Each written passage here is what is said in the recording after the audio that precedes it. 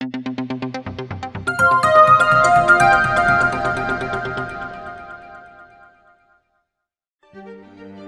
lundi 2 décembre 2024, le docteur Dickinson Lorté Blema a procédé à la réouverture de la maternité Isaïe Gentil.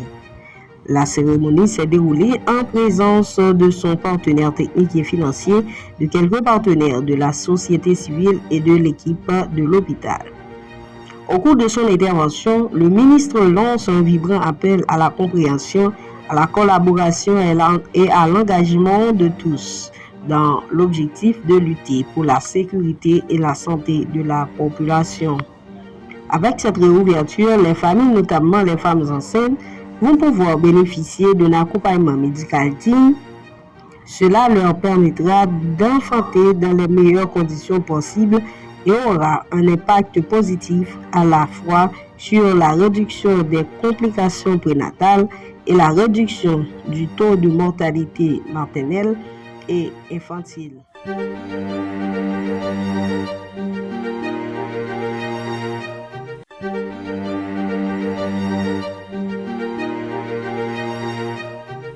Permettez d'abord que j'adresse mes remerciements au ministre de la Santé publique et de la population pour la confiance qu'il a placée en moi pour être le premier directeur exécutif à remplir cette toute nouvelle fonction au niveau de l'institution.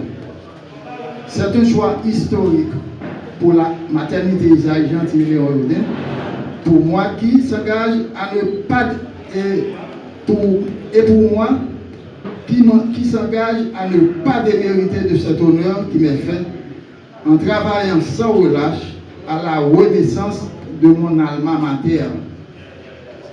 27 ans après l'obtention de mon diplôme de spécialisation, décroché au prix de sacrifice et d'abnégation sans borne, en passant, je tiens à saluer ses camarades de promotion, de la promotion 94-97.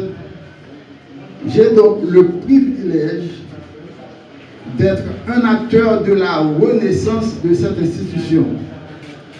En effet, après 9 mois de fermeture, soit le 29 février 2024, ce qui correspondrait à 40 semaines d'âge gestationnel, la naissance du nouveau bébé est imminente. Tous les paramètres obstétricaux concourent à cet accouchement dans quelques minutes par le ministre de la Santé publique et de la population. Chers collaborateurs, après 27 ans d'éclipse, j'ai encore en mémoire les sacrifices que les médecins résidents consentaient pour pouvoir réussir leur formation. En effet, notre feu directeur médical, le docteur Isaac Désir, pour qui j'éprouve une pensée très spéciale en ce moment, imposait un quota de gestes médicaux ou chirurgicaux que chaque médecin résident devrait respecter pour l'obtention de son diplôme. Ceci a eu comme effet de les stimuler. Et en dépit de la crise sociopolitique qui sévissait à l'époque, on n'arrêtait pas de travailler, en dépit parfois de l'absence d'électricité. On s'arrangeait pour utiliser d'autres moyens d'éclairage non conventionnels en salle d'opération, juste pour sauver la vie de nos patientes.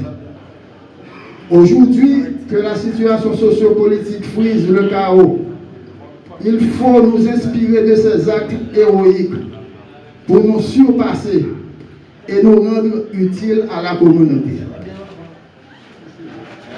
Le temps n'est plus aux paroles, mais plutôt aux actions. Je vais m'arrêter en invitant nos collaborateurs immédiats, nos partenaires, les membres de la population qui seront les premiers bénéficiaires d'une maternité Isaïe Gentil et Léon-Youdin régénérée à nous supporter afin qu'on puisse mener à bien cette noble mission qui est de mettre encore une fois la maternité au service de la collectivité qui en a tant besoin. La demande est grande parce que nous sommes là surtout pour désenclaver un peu et la paix et les structures environnantes qui sont fermées, bon, la population environnante. Et maintenant, on commence progressivement, comme vous avez pu remarquer. Il y a le plus gros qui nous manque, bon, c'est une salle d'opération mobile qu'on nous a promis en attendant qu'on travaille sur le reste de l'hôpital. Donc présentement, pour la première semaine, disons une semaine et demie, on aura les consultations prénatales seulement. Peut-être s'il y a des consultations gynécologiques, elles peuvent être faites là aussi, tu vois, en attendant de pouvoir avoir un fonctionnement 24 heures sur 24. Les partenaires nous ont promis au cours de cette semaine, donc, mais vu la situation précaire de la zone, il y en a qui sont un petit peu inquiets, réticents à venir. Mais les équipements sont là, les appareillages, tout est là. Maintenant, c'est la mise en place de ces équipements que nous attendons pour pouvoir maintenant accueillir tout le monde. Partenaires nous pour mettre nous en génératrice, en plus gros génératrice, et qui permettre qui peut le fournir tout l'hôpital là. Côté n'a pas service 24 sur 24.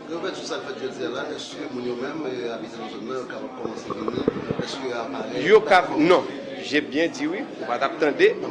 Moi dit c'est consultation prénatale, c'est-à-dire que femme enceinte seulement qui grossesse la fait commencer ou bien grossesse là en route cap vient prendre soin.